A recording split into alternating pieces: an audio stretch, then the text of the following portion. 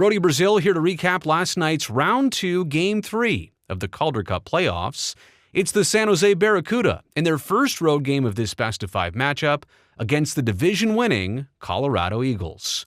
Now, San Jose was coming off that exciting 2-1 overtime win at Tech CU back on Sunday night, and now the series tied at 1, but going up to altitude to play the affiliate of the Colorado Avalanche, who had a bye in Round 1 and had not hosted a home game since April 12th. So you knew they'd have some extra jump in their first few minutes. Blue Arena in Loveland, Colorado is home of the Eagles, and the Cuda came into this one 2-0 on the road so far in these Calder Cup playoffs. The Eagles getting some sustained ozone time here early. The first centering pass didn't work, but Matthew Phillips eventually gets it back down low, feeds Ty Felleber. That's his second goal of this series, and a pretty intimidating start for the Cuda. Just 1:59 into the night on the road, and they already trail 1-0. And then to the final 3 minutes of the first period. Shots are close at 7-6, but this 8th Eagles shot on net leads to a really good follow-up. John Ludwig got it to trickle through from the point. Jason Megna got in behind Yaroslav Askarov just in time. That's Megna's third goal of this series already.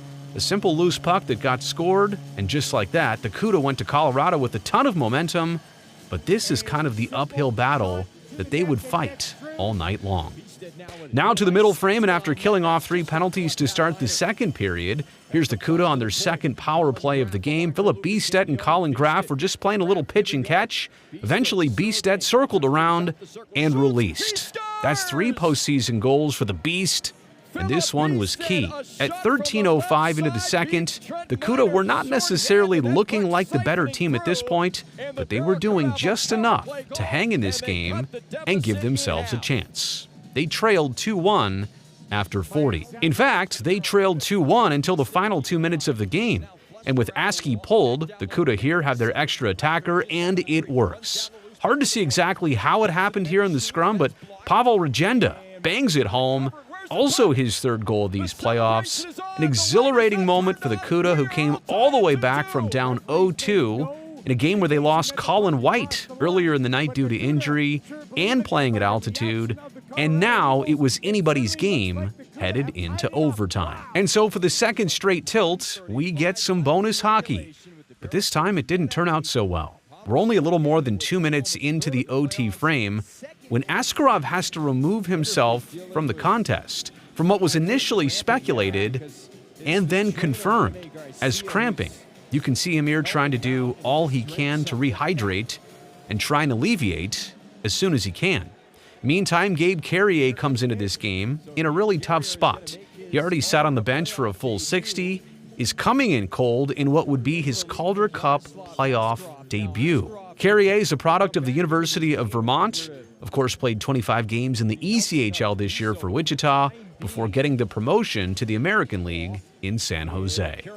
Moments later, the Cuda were this close to winning it in overtime. It's a 2-on-1 with Biestedt. His shot was pushed aside by Eagles goalie Trent Miner.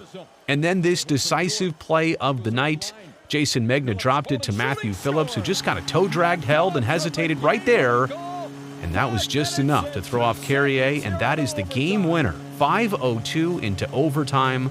Colorado was the top seed in the playoffs, and now they hold a 2-1 series lead. Here's some reaction from Gabe Kerier about coming into the game on a second's notice and how he and the group will prepare for Game 4, which is later today. Yeah, it's tough. I mean, high-stakes game, and you want to do what you can to help the team out. Yeah, it's tough. I think just same as any other day, make sure you get a good night's sleep, hydrate, get back at it tomorrow.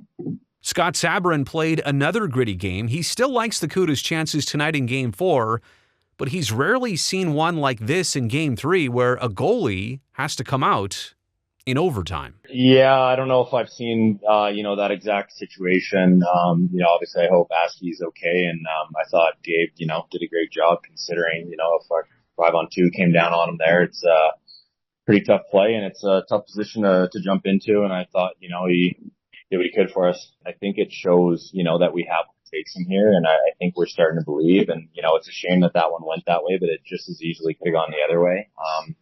If we clean up a couple little odds and ends, I really like us tomorrow. By the way, head coach John McCarthy did say that Askarov is expected to be recovered and available for the next game tonight, and so now the Barracuda face elimination in Colorado.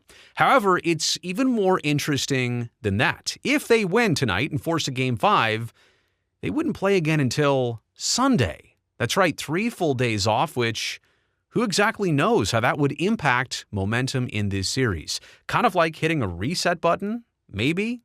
Obviously, the team would be staying local in Colorado during the downtime, but a unique factor that would play into a Game 5, which hopefully the Barracuda can get to.